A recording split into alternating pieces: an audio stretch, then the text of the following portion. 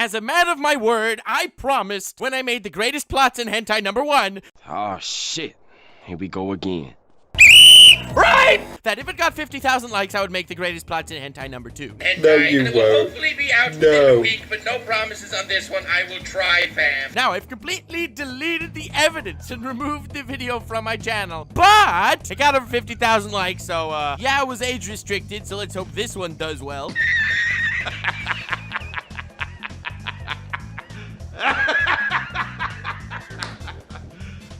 You serious? The greatest plots in hentai 2! Yes, this video will be deleted soon after uploading for the sake of my channel's survival, but a promise is a promise. So, yippee, here we go. 50,000 likes and the greatest plots in hentai 3 will be out eventually. Another one.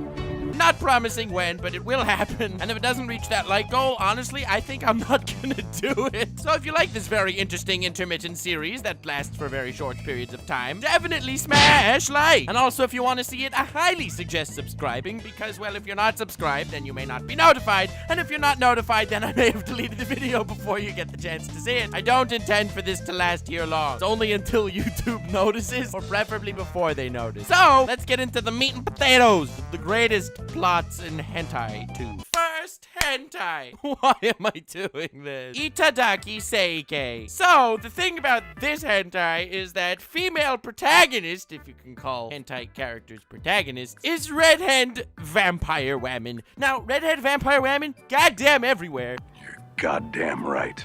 I don't know the deal, but she just is, with her little snaggletooth fang thing that actually makes sense in the plot, as opposed to every single anime girl in, like, Moe Slice of Life anime that also have the snaggletooth thing, which don't make sense according to the plot. What the fuck? Hentai immediately slaps anime with facts and logic. But that brilliant point aside, you want to know what this is about. Well, redhead vampire woman is a vampire and therefore needs to drink blood. Or so you'd think. Turns out, vampires don't need to drink blood, they could just drink any bodily fluid, and that would be good enough. See, the lore in this anime is devised brilliantly in order to create the perfect situation, in which case smashing can occur. So, the main male protagonist, if you can call anti-protagonists protagonists, is a lily-livered bitch, but aside from that, this guy doesn't want to go ahead and have fun with women. I'm trying my hardest not to get picked up by the bots immediately. YouTube, please, spare me. I got 50,000 likes.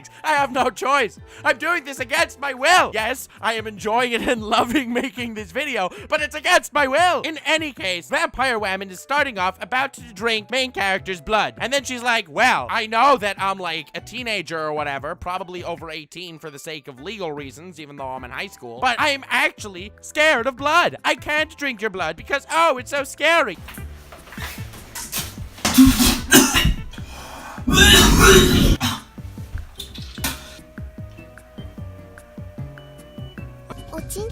Yeah, vampire woman who's been living off blood for the last 18 plus years of her high school life. Scared of blood, but and then she proceeds to think of brilliant alternate ways in order to get her bodily fluids from this male, and this male coincidentally has bodily fluids to give her. And then it turns out that, yes, you thought she was a mere vampire that was sucking dick?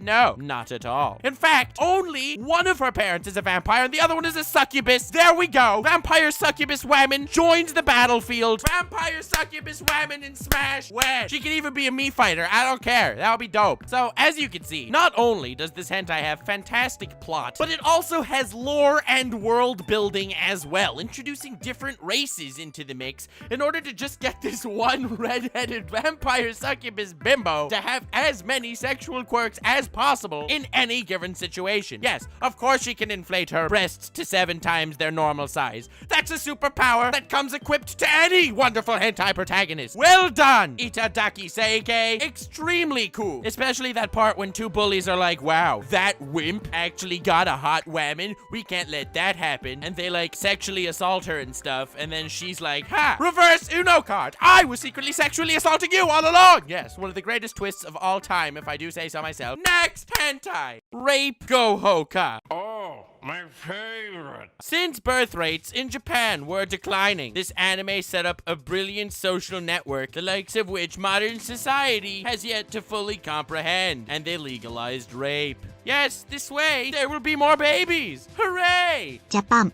You make baby now, or we rape your reality. Finally, solving real problems with real solutions. Two girls get attacked, they defend themselves and beat the crap out of the attacker, and then they get arrested. How dare they assault that man for trying to rape them? That's fully legal. Disgusting. Wow, I'm glad that was solved nicely. Very often, and even masterpieces of social world building, there are often various plot holes within the social constructs they've created in this world. However, in Rape Gohoka, a modern classic, this is not the case. Despite the very brilliant and fascinating social climate they live in, where repercussions can only be imagined, nothing is ever out of place. There's no double stepping, and there's no going back on what they've already decided was the best turn for the society within this fictional universe. It's my personal belief that this hentai should be shown in schools and colleges across the world. And you know I'm serious, because it's the world, not the world. It very much teaches us how a society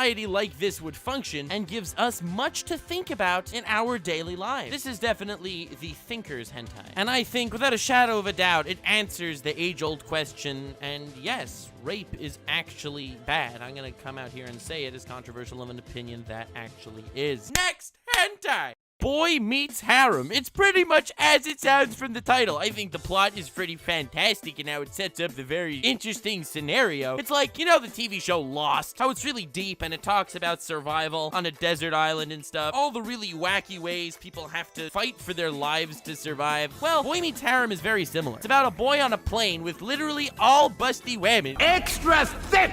The plane crash lands on an island with one boy and an army of busty women. They proceed to port. But now, most of you are probably thinking to yourself, this is just some random excuse to get one dude with a ton of women. And if you're thinking that, you're totally wrong and clearly don't understand the deeper philosophical metaphors it's trying to teach. They survive on this island via all ganging up on this one dude to have sex with him. And since there's only one of him, they have to fight in order to be the most pleasurable in his eyes at any given point in time, because for some reason, this hentai makes you believe that the only way to survive is to bang. I'm not exactly sure where I came up with this very interesting take on the survival genre, but I'm not exactly complaining, because the metaphors here far surpass the average survival show. In something like Survivor, where there are a ton of guys in an island and they're competition with each other and have to try to figure out how to best each other, this is pretty much that, except it's not defined with different rules, where slowly but surely they're gonna be weeded out. No. This is life or death right here, not some crazy game. So these women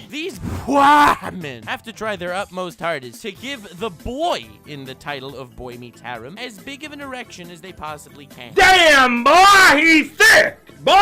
That is their goal, and everyone else is their competitors. This game is clearly a metaphor to Fortnite, because just like Fortnite, where you have many people that get thrown down onto an island to fight to the death, this is a very different type of thrown down to an island to fight to the death. It's where these women cannot be detected by the boy that they're necessarily trying to one-up each other at all times, but it's about them trying to be as horny as possible in order to claim that victory royale. Next hentai!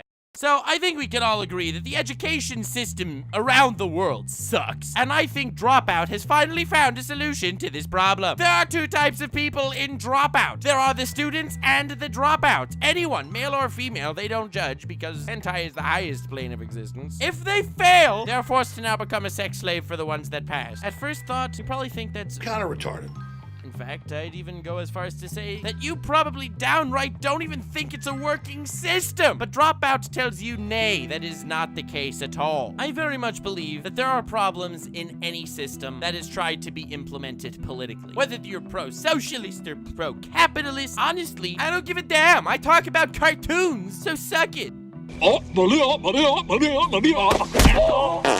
But it's undeniable that every single system has their issues. If there would be a system without issues, then that would be the implemented system across the world, and we wouldn't need different political parties to be up in arms against each other. Yes, they all have flaws, period. Fact. And Dropout is showing you the ups and downs of capitalism. That is correct. The top class can truly flourish. Through hard work and determination, anyone can get to the top of the food chain. But unfortunately, those dropped to the wayside become the sex slaves of the upper class of society. Yes, this metaphor became extremely sad extremely quickly, but that is clearly the narrative that Dropout is trying to push. Do I agree? Irrelevant. Do I disagree? Equally. Irrelevant. All that matters is that there is so much that can be learned from hentai. And this plot, which is clearly trying to talk about a metaphor for the ups and downs of a capitalist society, truly shows us that no one wants to be left behind and become the society sex slave. So therefore, they end up working far harder and end up doing far, far better. They grow to new heights, whereas unfortunately the ones that fall far further and end up as the metaphorical as well as literal, in this case, sex slaves of Zawal. Very sad stuff here. But also definitely educational. Animac from Anime Uproar, the YouTube channel, was telling me that, oh, he has a PhD in political philosophy, and I was like, you can get that from hentai! The man didn't believe me, but god damn it, it's true. Next, hentai. Now, pet life is fascinating because it gives us quite the glance into the psyche of someone that's being blackmailed. Horrible stuff. Horrible indeed. So there's this one dude who walks up to a woman, steals her panties, and takes a picture of her private place, which was very not nice of him, and then says, now, you must obey my every command or I will send this picture around. So all of a sudden, blam! She has no choice but to listen to everything he says. Kneel before Zod! Nope. This is truly sad for the women, and I think we can all come together and agree to the trauma of this situation. But the only reason why I wouldn't say this is truly one of the absolute greatest and only like a tier 2 greatest plot in hentai is because if you could blackmail someone so easily, it would be an extremely sad and bleak world. I mean, this dude himself agrees that he can't just go ahead and sexual assault someone. I'm Larry Arthauer, and I'll refrain from touching my neighbor's kids again. But if he sexual assaults them and takes a picture of it proving that the assault happened, boom! The guy's unbeatable now. He can blackmail them and now have all the power. Yes, I find this logic in the blackmail scenario slightly pushed. I mean, I'm here critiquing the greatest plots in hentai. I have the right to talk about why the psychology of the characters does not exactly line up in this one scenario. So we're gonna leave this one here. Oh, thank God. Just to leave you to think about that and let me know your decisions about my assessment in the comments below. That would be extremely appreciated so we can only further come to a better understanding of some of the deepest plots of the greatest stories of the modern era. Game of Thrones, hold your beer. We have 400 hentai with different types of apps on cell phones that can hypnotize women into having sex with you. You got nothing on this. So with that said and done, thank you very much for stopping by and enjoying the greatest plots in hentai too. Riveting stuff, I know. Please smash like, because 50,000 likes and you'll be getting part 3 eventually. Share this around as quickly as you can, because in a few days, it's not gonna exist anymore. Definitely subscribe with notifications on. Hit that bell so you can know when the next one comes out, being that, well, it's not gonna have staying power. And also, feel free to check out some of my other content. It's not all as weird. At least that's what I like to tell myself. So, have yourselves the most wonderful evening. Links in the description to my Twitter, Twitch, Patreon, and merch. And remember to stay weird, fan. It's crude. It's lewd. And that's what I call high quality Goddamn semen.